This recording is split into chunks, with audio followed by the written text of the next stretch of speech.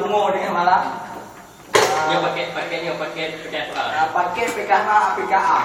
Yang di mana? Tidak lama lagi langsung saja. Tidak bertanya panjang langsung saja. Sebelah kiri ada Rahmat Putra. Sebelah kanan ada Zulfahmi. Penan pertandingan no. Wait, babi ni no. Benda dah, yuk arena. Ya, arena. Gimana? Pak Wabi sudah siap? Finish sampai sini aja. Oke. Beda. Siap. Keluar aja lagi. Langsung saja. 1, 2, 3.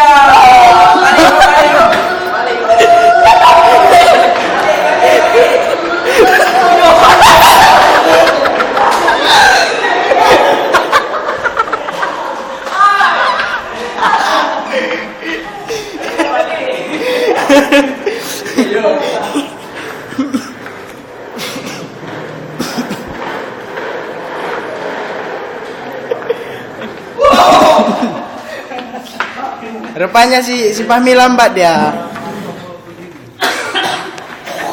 Ya, ulangi sekali lagi lah. Kita ada foto mereka. Oh dari ide. Dari ide.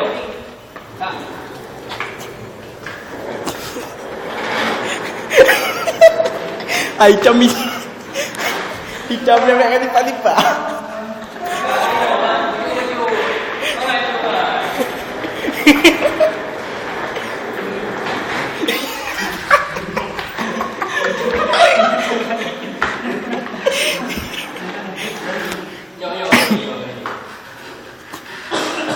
Balik ke kah? Hari juri.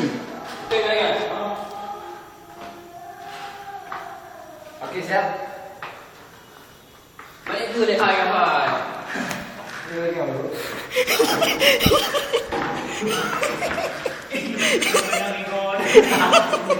Bila dua pria yang bilang ini balap dengan malam di bawah tak ada. Gimana kalian berdua dah siap? Siap. Okey, 1, 2, 3.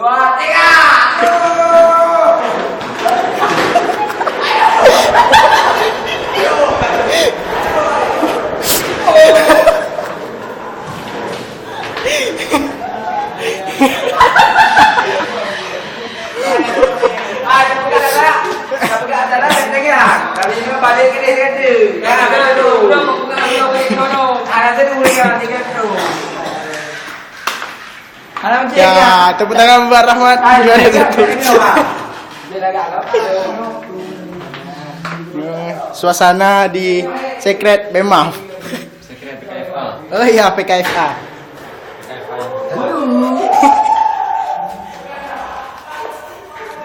Oh my Imam. Yang kedua.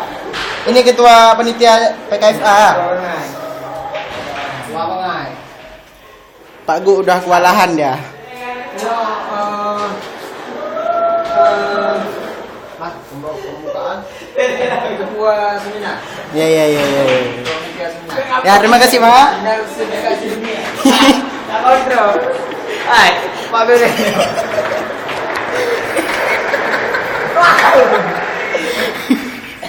Yang gunung kacanya ni.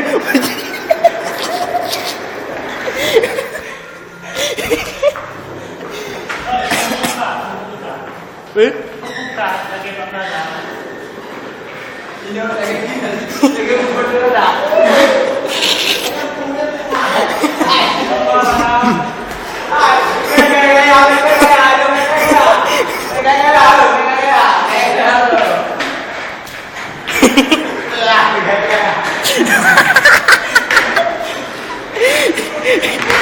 Lo orihin.